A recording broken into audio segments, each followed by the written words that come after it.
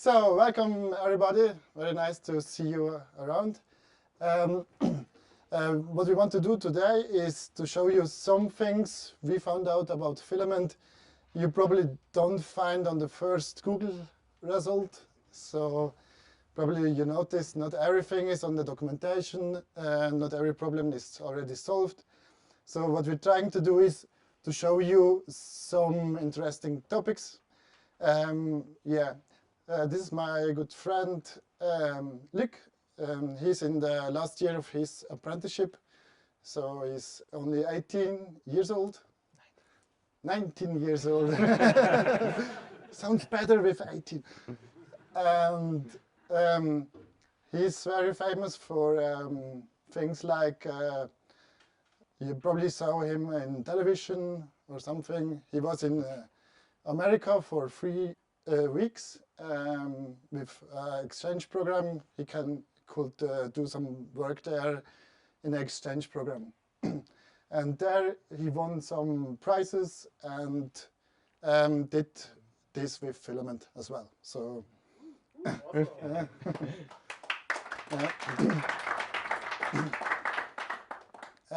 in the first presentation, someone from his group said, we decided to do Filament because Luc is very fast. So okay, so let's begin. So I already skipped my introduction. I'll let you read by yourself. For your next job interview, maybe that's a good sentence to say. Okay. We are at the moment at the FFHS, is impossible to spell. And we are high school or university, and we have 180 employees, 3,000 students, and we have a lot of continuing education courses. In case you're interested, I have to do a little bit of advertisement because we got paid for the opera a little bit, and the room is free.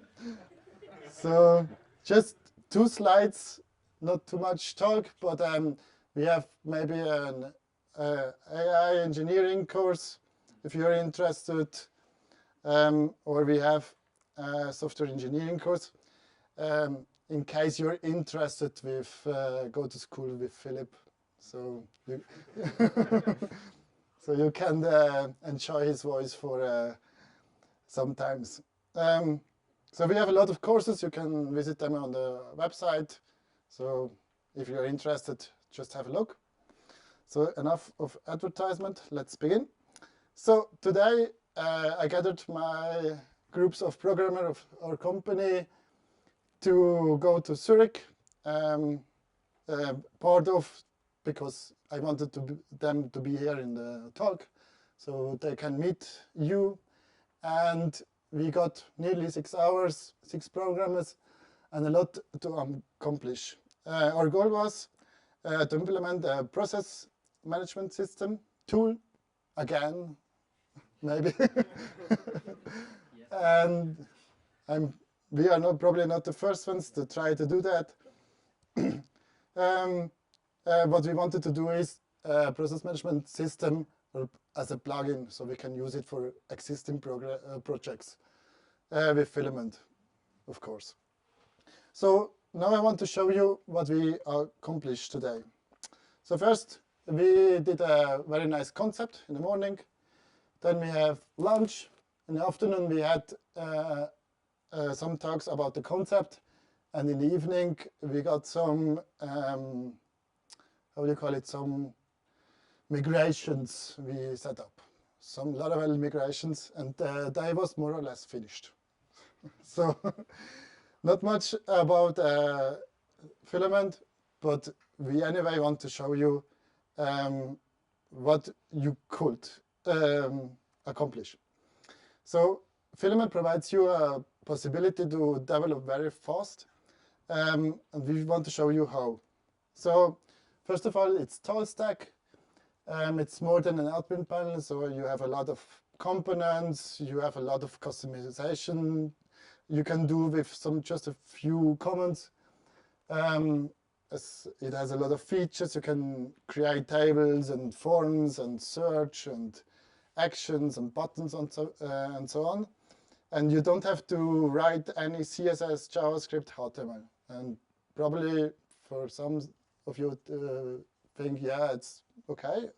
But for fast development, it's very nice to not have to write every time the same OPs and JavaScript again and again.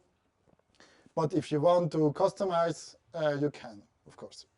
There are a lot of plugins from the community. It's a very active community.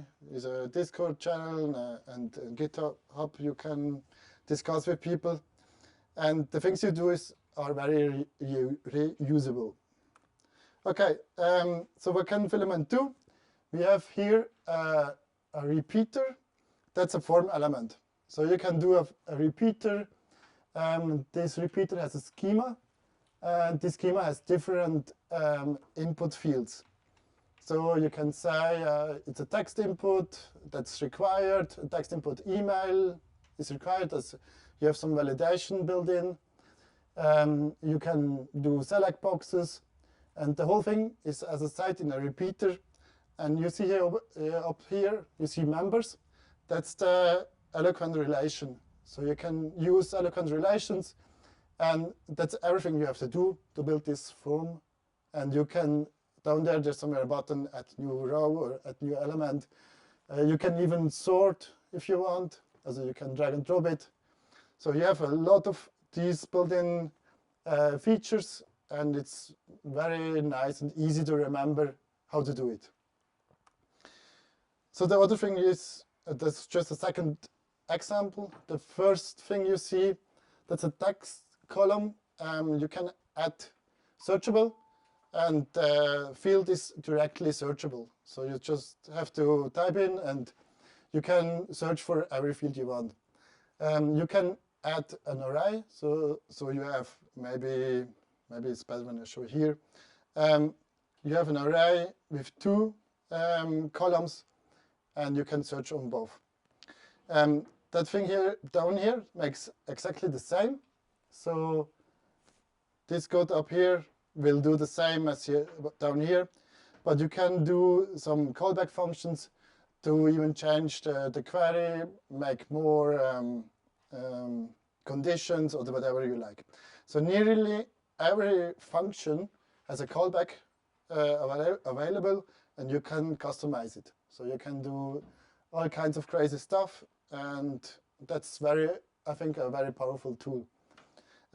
You can inject also other things here to make it even more customized. So you can do maybe dependable fields.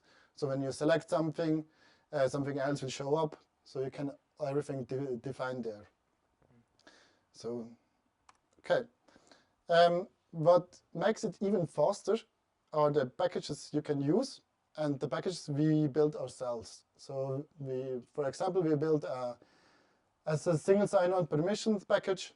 So every time we build a new project, we just install the package. We have permissions, roles, single sign-on with our Azure, with Edo ID as another login. So everything is already there, so we don't have to care about that. So that works very fine. Then we have custom forms. That's to build forms as a user. We have a comments plugin on Campus that is connected to our Campus system plugins. We are currently building it. So when I say it has no JavaScript and it's a form generator, and the question that arises is it slow than Filament? So what we're trying to do now is to answer that. So what we do, Luc built this custom forms plugin. That is to build custom forms. And we want to show on that what problems we had building that plugin. So the goal was the following. We have a big form, and there are maybe some fields person fields, they are fixed fields, so they are hard programmed. Then we have addresses. You can add multiple addresses. That's just a relation.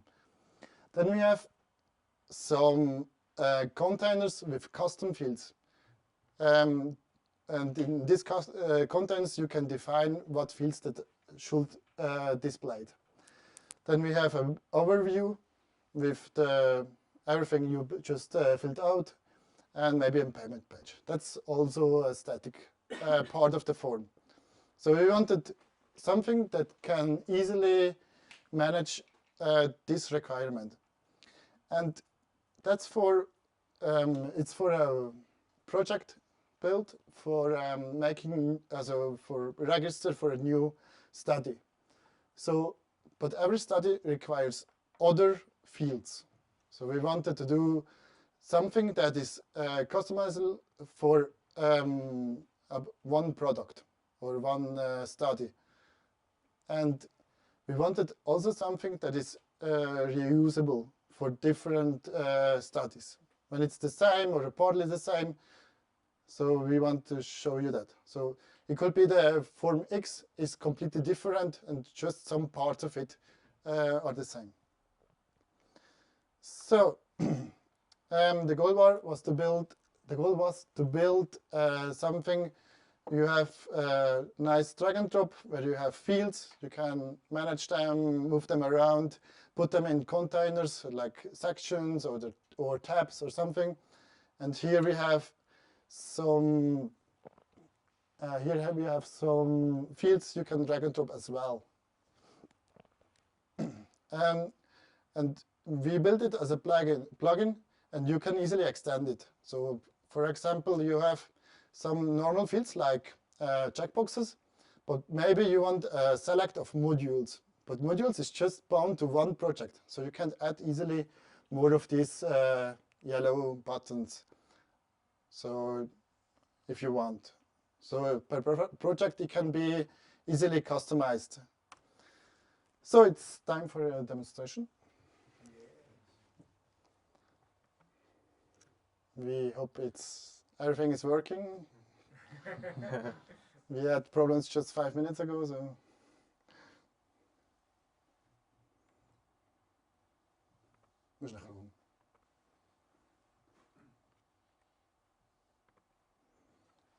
Okay, we have here a list of forms. That's just one study, and you can build that form for that study. What we see here, we have some containers like personal fields and Zulassungsfelder, approval fields. And in the front end, that will be displayed on a different place on the form. You can define that, and it's just one element you can use. So you have different containers, and you can move it around how you want. What Luc now will do is just to show how can a new part of the form can be built. So the question here is, the section is, maybe you start a new study, and the question is, what do you want to eat on the first meal we dined together? So the section is called Eat, and the question is, are you vegetarian or not? And what he is building now is a selection of what menu you want to eat. So now you can add some options. Maybe you can add something with meat and something without.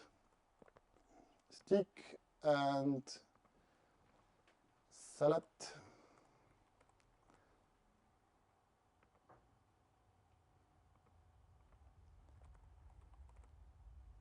Potato. Potato. Okay, you have to store it. Okay, so when we go to the front end and make a new registration, so you have to create it fast.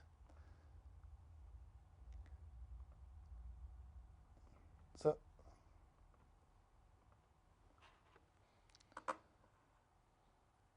okay, and now we have that part of the form inside, and you can.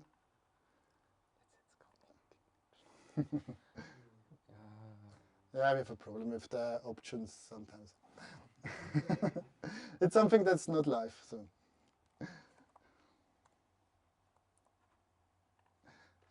It usually happens on presentations.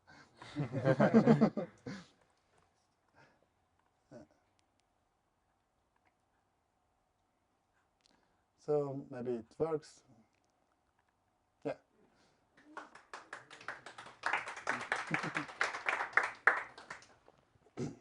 Okay. So now what we want is when you select veggie, you have to hide some fields. So we can add rules. And there's always something that happens and something that should happen afterwards. So we have a lot of different kinds of rules. And he's choosing when a specific value is set. And then something should happen. So you can even say when 2 checkboxes are set, then something should happen. So that's why there's an or and an and. And there you can select what things that should display and what should be hidden. Amazing.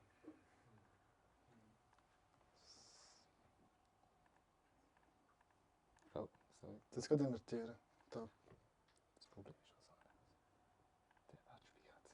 Ach so. Die kehren so viel Mikro. So now everything is inside, and then you can select.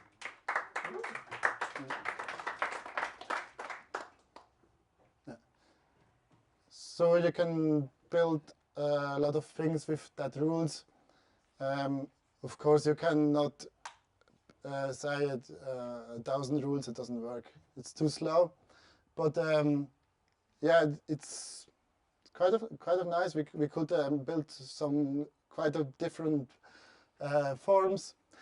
When you look at here, you see here there are a lot of different things you can select and do. So when you say yes, like a file upload tab is displaying, or a lot of different conditions you can met. When you start like another thing,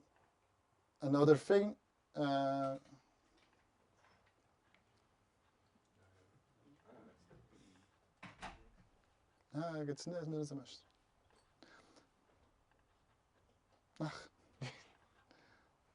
So when you start something different,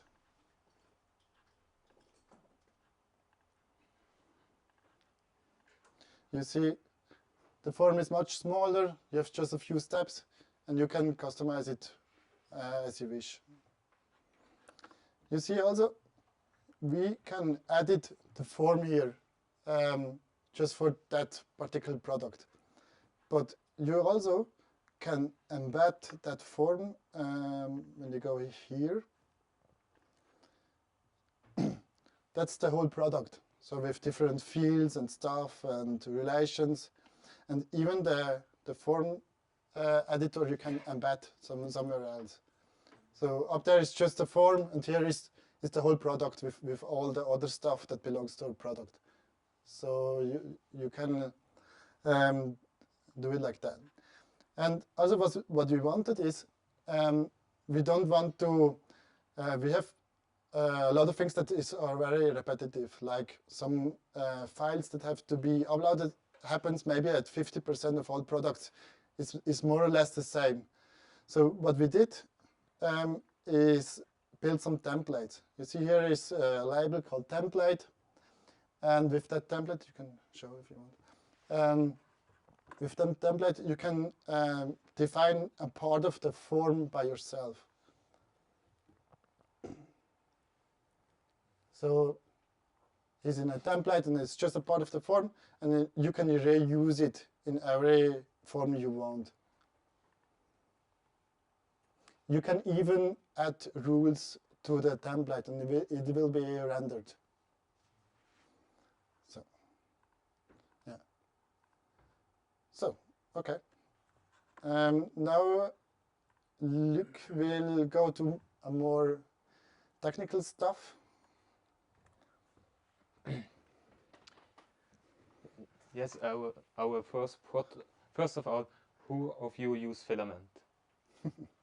Oh, many. They really haven't to do the whole instruction. But our first prototype uses repeater to display this whole fields on the editor.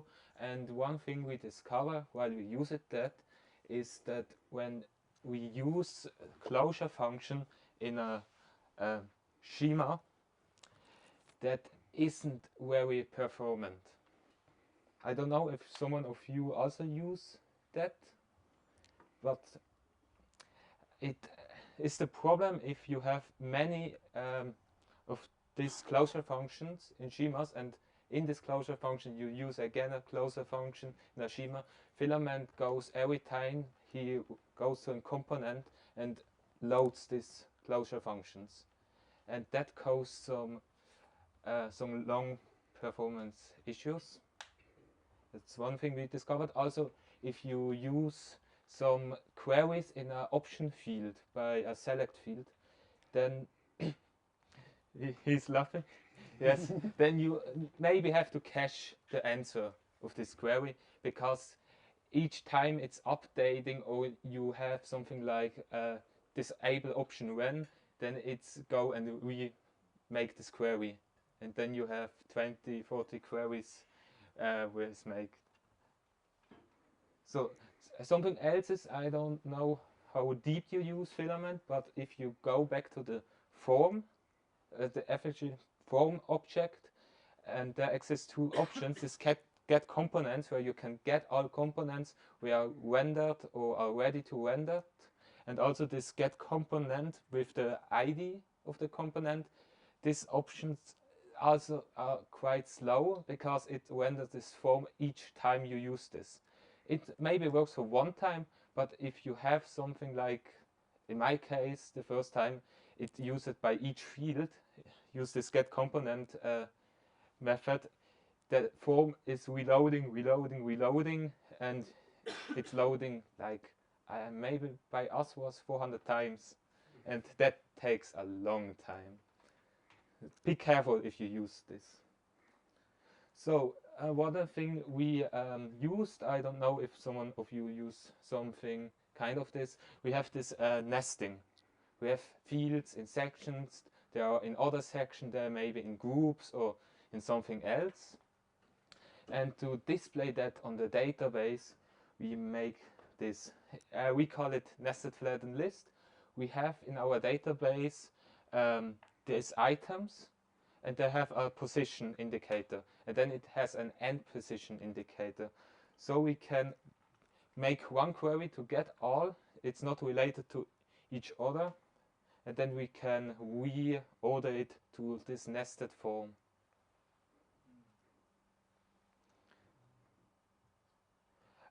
In our case, it works quite nice. Maybe you also can use something like that in your projects. Yes, and to reload the structure, you only have to look if the position, if the end position, or you have to get all fields in this position range, and then you can re-nest it. So then we have a small other problem. We got also many queries and many models in the first version of this plugin. And what we do if you have much queries, we go and caching. Yes, in our case, it's a little special. I make a plugin, and we have many other methods to customize stuff if you add one new field. And then I jump one before. And then we have kind of a problem you normally don't have, but in a plugin it can happen. Maybe you have some object, and when you go to the relation, make a relation, this object cache this relation in a variable called relation. And then when you re-get this relation, it gets this from this own model cache and display it. But when you have this model and you go to the next model and you go from this model back to this model, you make one query too much. And what I do to prevent this, we're not quite sure if that's so smart, but we try it out. It makes the query less, but the time we have to look. How to say this the normal way? You go to the database, cache it in the relation attribute, and then I begin to make some kind of model cache. I save this these relation properties in the cache. For each model, I have some cache key like user -1 minus the relation value, and then I save it. This reduces the queries a lot, but the models are still hide, and then I began to make a second cache like. And this cache is a model cache. That means for each model I have a cache where I cache all these models which I get from the database. So I can save it there, and then on the relation cache I don't save all these models, I save only the IDs of the models. Now when I call this relation I get these models back, and then I can go to my relation cache and get these models back. The models also updating itself on the cache if they use this Laravel update prompt the normal way. And also if you delete it, it deletes it from itself from the cache. And the last thing to make that also a little bit faster is if it goes this way to get this model where it needs, it saves it back in this relation cache attribute from Laravel. It's a small caching concept we have.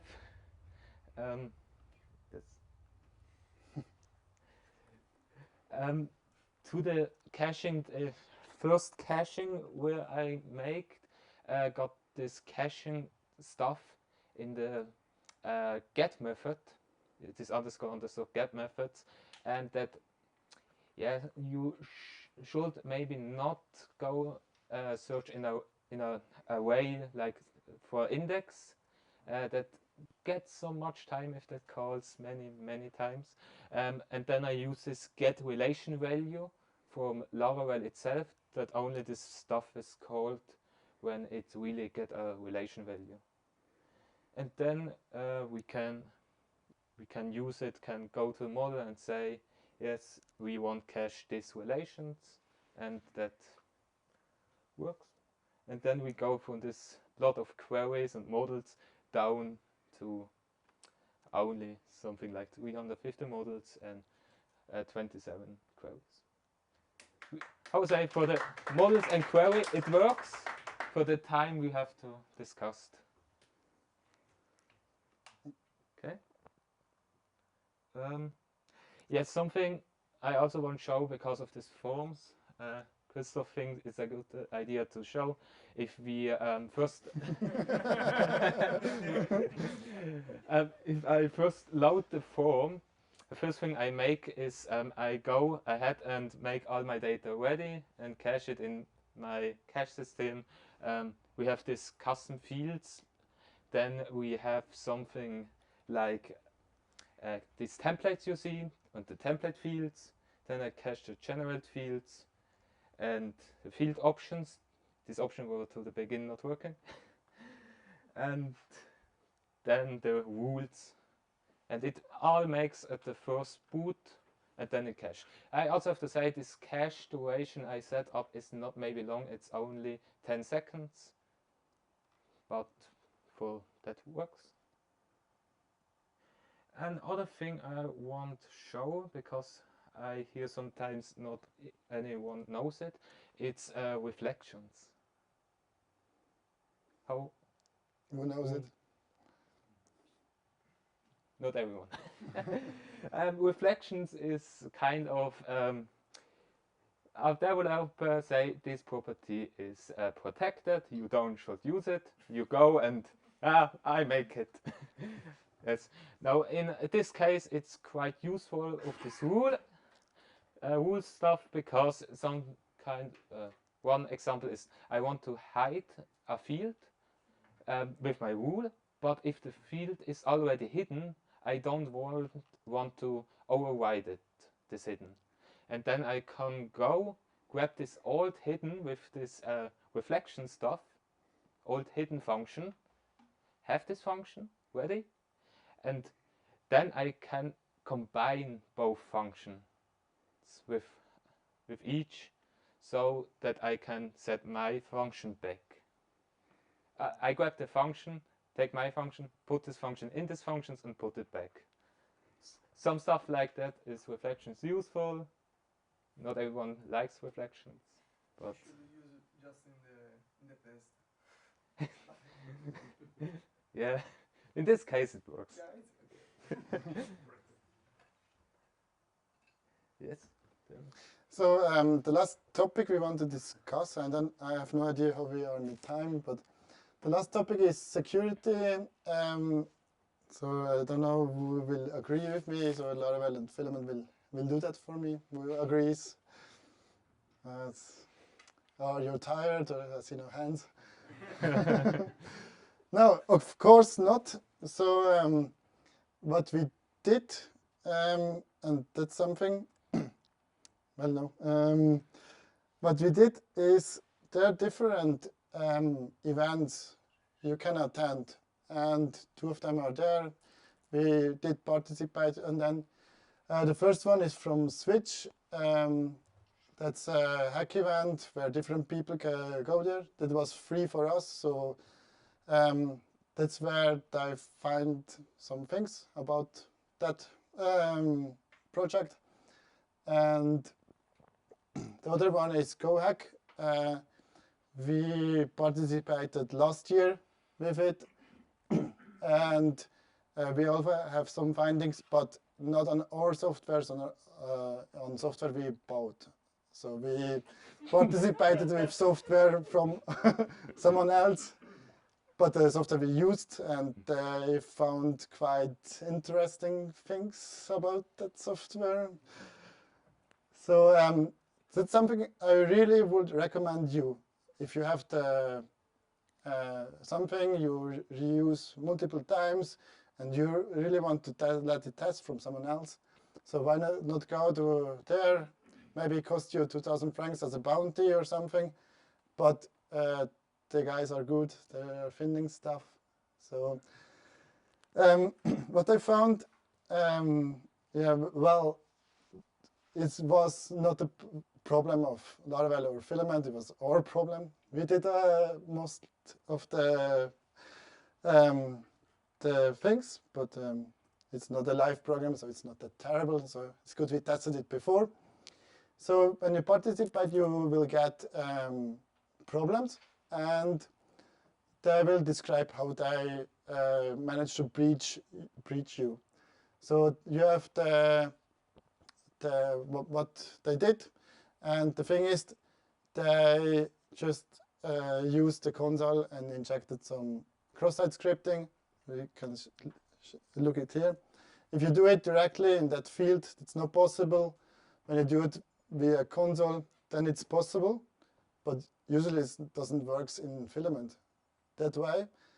But what we did is the following.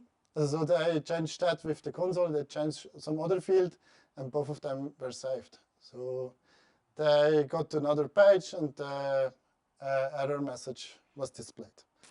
So what did we wrong? We have this function that's the you can do with a text input. You can say after state updated, you can add a closure that saves this saves your form directly. And then we have a thread that does exactly that. It stores the data. So what we didn't expect, so it works on one field, but if you change another field and then again another field, it stores the other field as well. So what you can do is you can inject livewire and you can say validate only. And with the state path, that's something maybe it's useful for you. You can get the path of the component. And you can then validate that, and with that solution, it's secure again. Then there was another breach. So what they did, they intercepted a file upload. So you can do it with the browser. You can intercept it with a proxy, with mproxy. And you can intercept, and then you can send another file with another file extension. And Laravel will only check if the file extension is correct, but not the MIME type of the file. So you have to, so when the file is then correctly rendered as HTML, for example. So what we did is on the form plugin, we checked the MIME type. And when it's okay, then it's okay, and otherwise. So you have to be careful when you make file uploads and stuff. It's not everything is secure by default. You have to check it yourself. Maybe you have something like this as well. So that was the security breaches. We come to the conclusion. Filament can save you a lot of time. If you don't want to use it for some reasons, I don't know, it can even serve you as a good option for make a quick prototype. For that, it's very, very fast. When you go for a big project, you need time anyway. It takes a little bit more performance because it's livewire and everything is generated. And security needs to address it, as always. And for us, it's fun, so try it out if you haven't. And we come to the last slide. It says thank you. Also, thank you.